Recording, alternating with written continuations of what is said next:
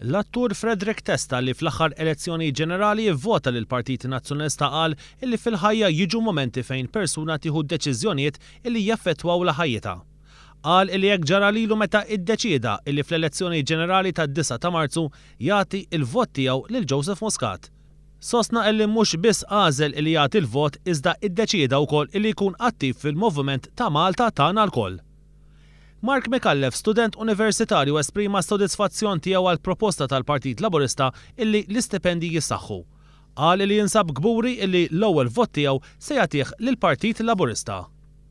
Intervent ieħor sar mit-tabib Jan Kirkop, iben l-eks deputat Laburista Karl Kirkop, huwa sostna li jħossu imweġġa meta jisma' kemm il-pazjenti qegħdin idumu jistennew għall-operazzjoni. Saħaq li dan mhuwiex aċċettabbli u żied jgħid li l-pazjent jixraq l-aħjar. Tkellmet ukoll Marlene Sejkil li qalet li qatt ma trabbiet f'ambjent li jappoġġja lill-Partit Laburista.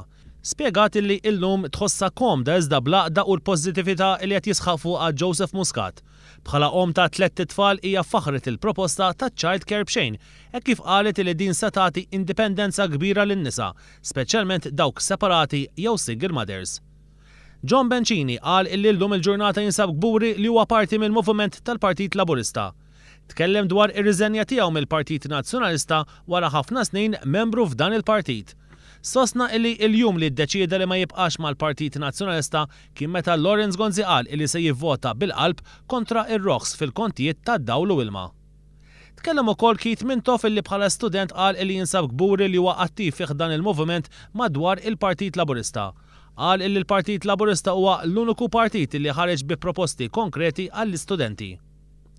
Minnaħa tagħha Lara Boffa qalet li fid-9 ta' Marzu se tivvota lill-Partit Laburista għaliex dan il-moviment huwa qrib in-nies u huwa tan-nies. Cyrus Engerer ta' diversi raġunijiet għal wieħed għandu jivvota għal Joseph Muscat. Qal li huwa kien parti mill-moviment favur id-dħul ta' Malta fl-Unjoni Ewropea u anke kien fost dawk li pprotestaw meta tnaqqas l-istipendju. Iżda llum jinsab milquh fih dan il-Partit Laburista. Adrian Buckle qal li wara li qara l-manifest elettorali tal-Partit Laburista ħass li dan se jkun qed iwettaq il-programm imwiegħed. L-avukat Ramona Frendo tkellmet dwar kif hija twieldet fih dan familja Laburista iżda kien hemm żminijiet fejn ivvotat lill-Partit Nazzjonalista wara li ma ħassitix viċin il-Partit Laburista. Illum iżda tħossha komda mill-ġdid fih dan il-Partit Laburista. Albert Gauci Cunningham tkellem dwar kif Joseph Muscat neħħa il-ħitan li kienu dawru lill-Partit Laburista. Qal li fid-9 ta' Marzu għall-ewwel darba se jkun qed jivvota lil dan il-moviment u jinsab gburi ħafna illi se jagħmel dan. Il-Professur Charles Grishti fl-intervent tiegħu qal li laqtu l-istil miftuħ ta' Joseph Muscat. Qal li huwa lest li jagħti s-servizzi tiegħu lill-Gvern ġdid u dan wara li l-Gvern Nazzjonalista ma kienx interessat fl-opinjonijiet tiegħu. L-aħħar kelliema kienet Audrey Harrison, om ta' tifel ta' 3 snin illi tgħix Marsa Xlok. Qalet li kienet diżappuntata bid-deċiżjoni li ħal Lawrence Gonzi dwar l-għażla ta' power station illi taħdem bil-heavy fuel oil. Spjegat kif fl-aħħar elezzjoni ġenerali hija vvotat lill-Partit Nazzjonalista, iżda fid-9 ta' Marzu se tagħti l-fiduċja tagħha lil Joseph Muscat.